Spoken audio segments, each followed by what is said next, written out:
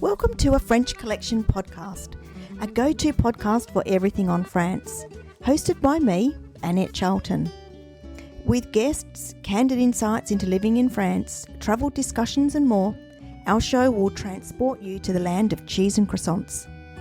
So now let's dive into our next episode. So hello.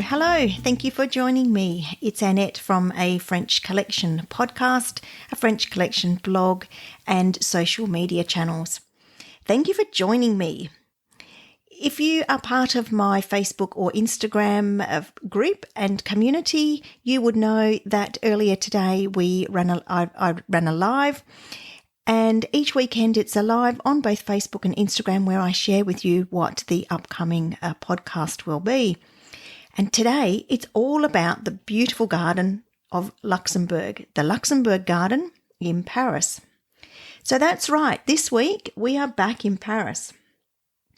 In episode number 8, we were down on the French Riviera.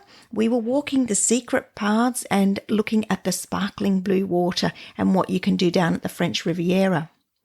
In episode 9, we shared a little bit about our first visit, one of our early visits when we moved into our French holiday home. Number 10 was about our most beautiful villages of France, and so we were all over France with that episode. So today we are back in Paris. We're going to go garden visiting. So buckle in, come with me and enjoy the visit to Jardin du Luxembourg, or in English, the Luxembourg Garden. And of course, because I can't share with you my photos, I take lots of photos everywhere I go, and I'm regularly in France and Paris conducting my tours. You'll have to jump onto the blog if you want to have a look at the photos, but they are my photos. I enjoy taking them and I particularly love sharing them with you over on the blog post. So that's a FrenchCollection.com. So Luxembourg Garden is considered one of the most beautiful. I would agree with that, and I'm sure you've been there or you've seen photos, you'd most likely agree with that as well. And strolling around the garden, I mean, if you think back and imagine, it almost takes you back in history to the golden days when ladies dressed in their Sunday best and they shielded their fair faces from the sun with those beautiful frilly parasols. At that time, being out and seen by others was almost as important as people watching and checking on what everyone else was doing yourself. And do you know, really, not that much has changed.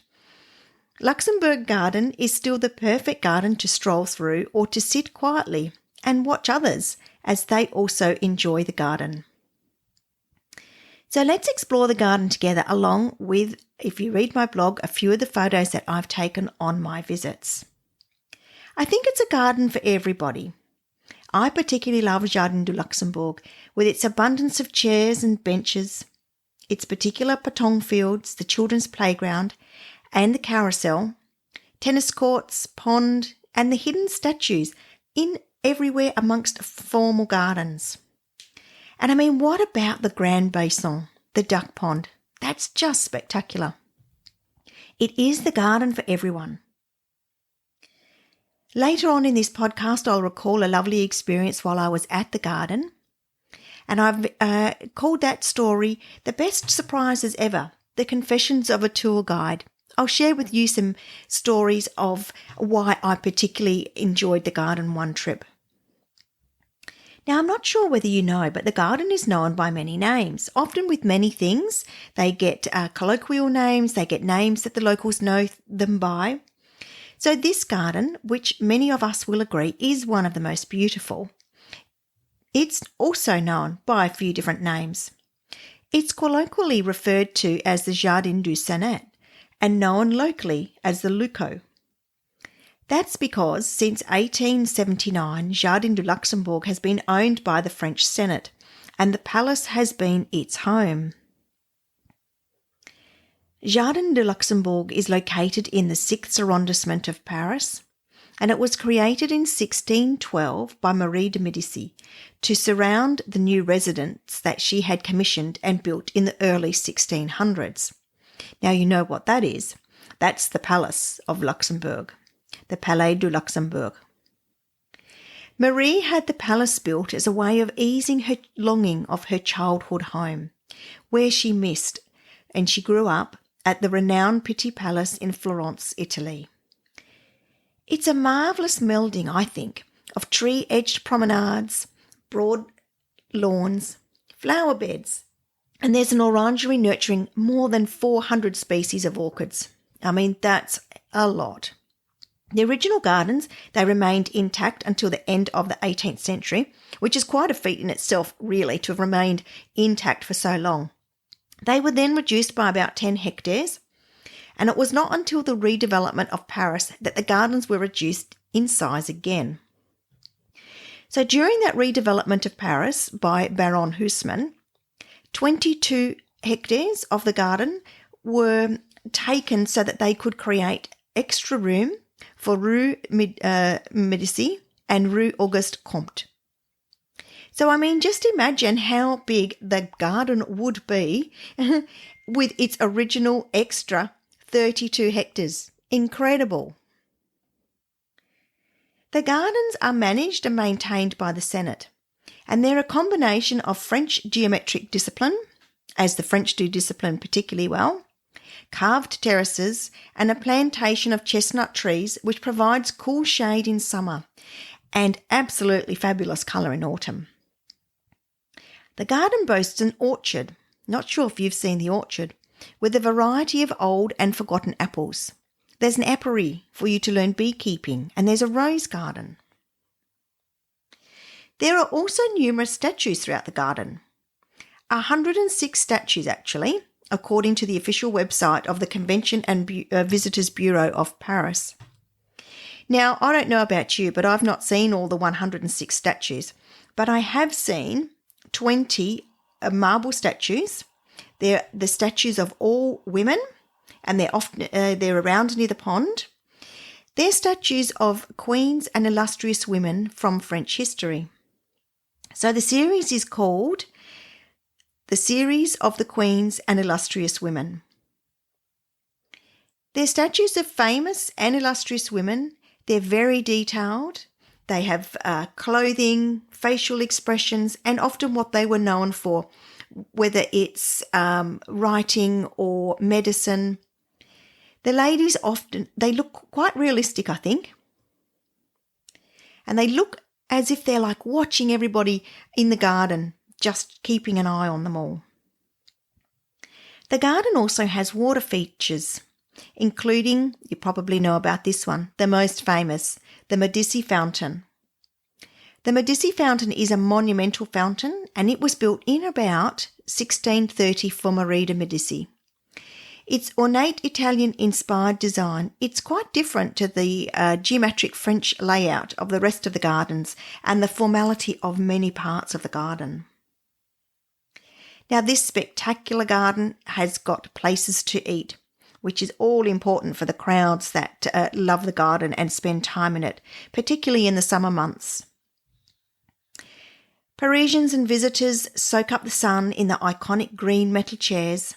They chat on benches, they stroll through the trees, or even play tennis on the courts within the garden.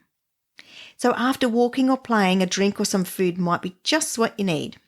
So here's a couple of lovely choices. La Terrasse de Madame. The pretty restaurant La Terrasse de Madame, which opened in 2019, has a terrace to sit and dine at.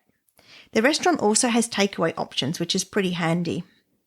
It's a popular spot for locals and visitors to catch up and meet with each other. So if you've got children, there are children's activities at the garden as well. They're well taken care of in this garden, I feel, children. It's got one of the best playgrounds in Paris, an ancient carousel, there's a toy vendor, and the really well-known model boat sailing. So a side note to photographers, if you intend to take photos in the park near the playground, you'll be asked to follow the guidelines of no photo taking around the fenced playground. All photos of children in this area are prohibited. However, it's a bit of a different story down near the duck pond. You might have seen children playing with the wooden sailboats at the duck pond. Did you know, though, that the tradition is almost 100 years old? Clement Padu, who had a passion apparently for handmade wooden boats, he used to make these boats, and then his wife used to make the fabric sails. She used to hand sew the material. He had the idea then of renting these boats that they made to children in the gardens. This became an instant success. It was a hit with children and a hit with parents to keep the children active. And it's still a tradition long associated with the garden. You know, you can still rent wooden boats by the hour or the half hour. And don't fear, if your boat gets stuck in the middle of the pond, the yacht vendor has a supply of sturdy gumboots that I've spied underneath the bottom of his little trailer where he has all his boats for hire. So he's got the gear and ready to rescue your boat. So if you or your children are looking for amusement ideas, there's also a toy seller with handy items suitable for playing in the garden. He also sells sweets and cool drinks for a quick pick-me-up. Spending time in this beautiful garden is something that I really recommend to every visitor to Paris.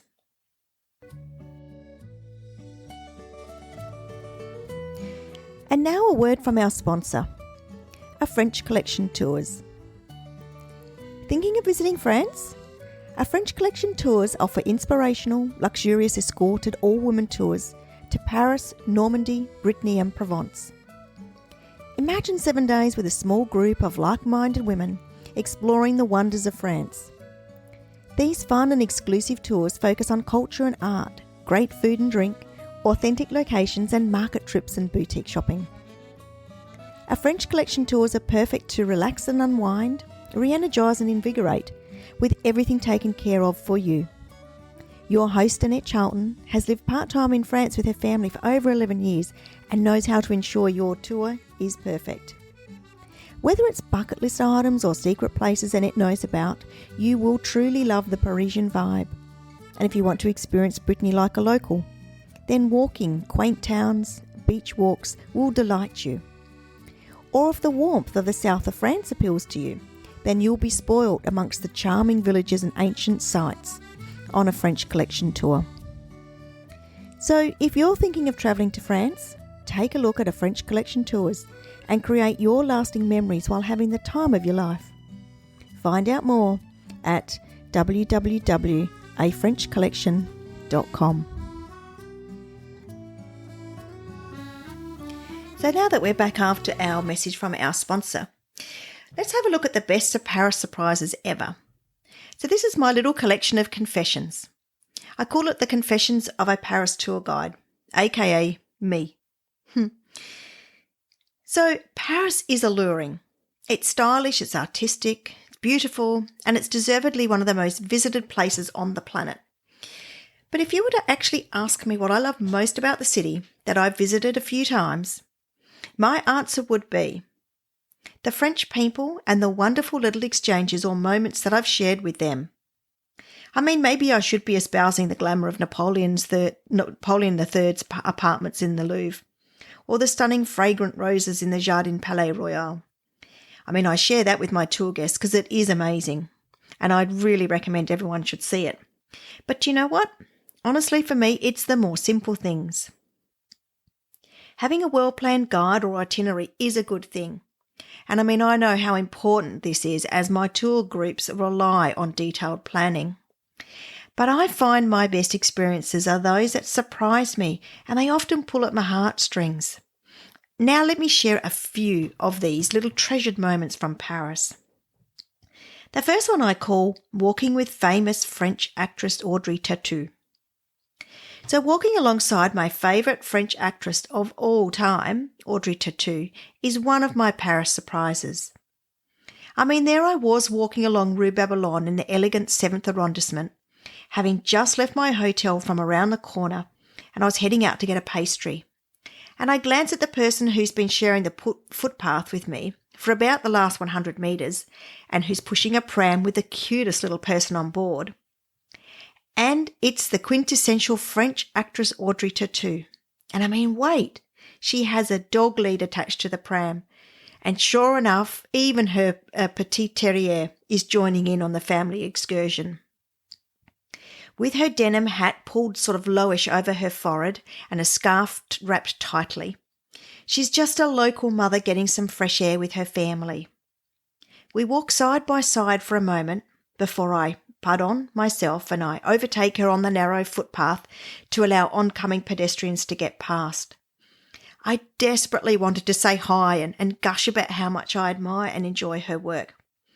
But I restrained myself, knowing that she's most likely a local resident and she's just out walking in her hood in private today. I smile to myself and I think how wonderful being in Paris is. And I think of this chance encounter now every time I walk past Maison Collion, the grocery store at 56 Rue des Trois Ferrets. This is in Montmartre, and this is what was featured in the film Amélie. This film is the greatest of all of Audrey Tauto's films, in my opinion, and the scenes of her doing the grocery shopping at this store are some of the sweetest moments in the film. So another moment of mine in Paris. I call this one the Chanel fashion on the streets of Paris. In this recollection, I'm sitting at Café Babylone, which is opposite Le Bon Marché, which is near the hotel that I usually stay in, and Le Bon Marché is on Rue Babylone. And this time I'm enjoying a soft drink. It was quite crisp, so it's in the crisp air. Now, you've probably seen Chanel clothing on the high-rolling catwalks of the world, on magazine covers, and it's artistically displayed in storefronts. But in this Paris surprise, Chanel takes centre stage in an even more beautiful light. Let's call our subject of the story Madame C. That's for Chanel. Hobbling on walking sticks and in the company of her younger female friend, maybe a daughter or a daughter-in-law, my Parisian lady, that is Madame C, slowly makes her way up the street in her suit of matching boucle, jacket and skirt, thick tights and colour-coordinated slippers. Looking impeccably groomed and walking like a grande dame, Madame C commanded my full attention as she majestically, albeit slowly and slightly crippled due to age, made her way up past my cafe table. As she passes, I notice the Chanel buttons on her suit. A suit which is very obviously haute couture, because it's been made specifically to fit her slightly larger and her older physical shape. It just fits her perfectly. How beautiful to see such an older lady wishing to dress so well for her walk around the street, and showing a gracious acceptance of her age and her limitations by wearing slippers in public. But of course making sure that they coordinate with her outfit. How inspiring. What a delight to witness the great fashion house at its best. It's being worn and enjoyed on the streets of Paris. Is this maybe the norm for the 7th arrondissement? Another thing that I particularly enjoyed was being asked for directions, rather like a true Parisian. Now, I don't think I look particularly Parisian, and I definitely don't sound it as soon as I open my mouth. But 3 times now I've been asked for directions by Parisians, and I've had to confess I really have no idea about the place that they're searching for. Maybe it's the sitting nonchalantly, watching the world go by with a coffee on the table, without sunglasses. This is so I can fully soak up the spring rays, but Parisians seem to do the same. I'm wearing my usual ballet flats and the absence of a map. Maybe that sets the scene, I don't know. And even just for a few moments, someone who lives in Paris thinks that I might also live in their streets, sharing the city with them as they ask me for directions. I'm so happy to be a pretend Parisian, even for a short time. In this recollection, I name it Chatting with Madame Bastille. So on this day, I was on my way to Place de Vauche in the 11th arrondissement. I stopped to take photos of a beautiful hotel on Boulevard Beaumarchais. After a few moments of zooming in and out, I was taking these photos of the window and the balcony details. As I was taking these photos, I was called into an entranceway of a really imposing courtyard by an elderly French woman who was in her dressing gown and soft shoes. Now I'm going to call her Madame Bastille, as she lives less than 100 metres from Place de Bastille, which Boulevard Beaumarchais intersects with. Now first I thought she might have been unhappy with my photo taking of the beautiful balconies and trees across the road, and that she might chide me for encroaching on the privacy of others. I was sure she'd seen me zooming in and out with my camera. But I was surprised. No, she started to explain the importance of the hotel I was photographing. I was understanding only a percentage of her conversation, and honestly, she spoke too fast and I didn't understand all her words. But we managed to converse about the celebrities who'd stayed at the hotel, the history of the building that dates back to the King and Count of Saigon in 1699, and I was telling her how much I loved France. I went on to explain how I lived mostly in Australia, but I spent some of my time in Brittany with my family, and that we'd visited Paris many times, and we deeply loved the country and its people. Madame Bastille was delighted that my love of France ran so deep, and I really felt an immediate bond with this elderly lady who reminded me of my grandma. We firmly clasped hands for some time. We gazed into each other's eyes, which to be honest got a little bit misty for both of us, hard to explain, and we wished each other a lovely day. I had loved our chat and being invited behind a set of ornate Parisian courtyard doors by a lady who was, just like my grandmother, happy to have someone to talk to. I realised in the next couple of minutes as the postie was only just behind me. So I think maybe Madame Bastille was waiting to speak to the postie in reality, and I just happened to come along. This raw and beautiful exchange of about 25 minutes with me acting as the photographing tourist and Madame Bastille, proud to be showing me her courtyard and sharing a little of French history in her dressing gown, is the side of Paris that I truly love the most. And so that brings us to the end of another podcast and our time together. Thanks for listening. I've really enjoyed your company, and I look forward to sharing more on France and all things French with you next week. Until then, you can head over to the blog at www.afrenchcollection.com for the full blog post. And so it's merci from me and à bientôt.